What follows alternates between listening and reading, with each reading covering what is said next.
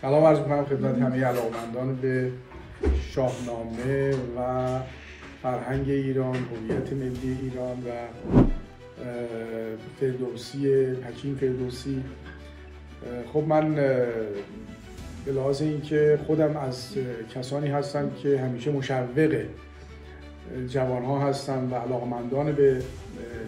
فردوسی و شاهنامه هستم، هر کسی هر اقدامی در این زمینه انجام بده من کمک میکنم، تشویق میکنم و هر کاری از دستم براد انجام میدم. حالا به همت دوستانی علاقه‌مند جشنواره رزم آوا شروع شده و خوبه که ما دست این علاقه‌مندان رو بگیریم و کمک کنیم که اینها در این زمینه موفق باشن و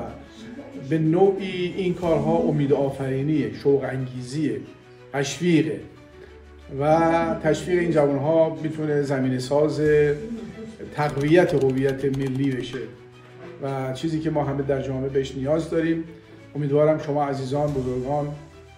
علاقه‌مندان هر قدر و هر طوری که میتونید کمک کنید به این دوستان علاقه‌مند که این گامی است بلند برای ارتقاء فرهنگ و هویت ملی ایران.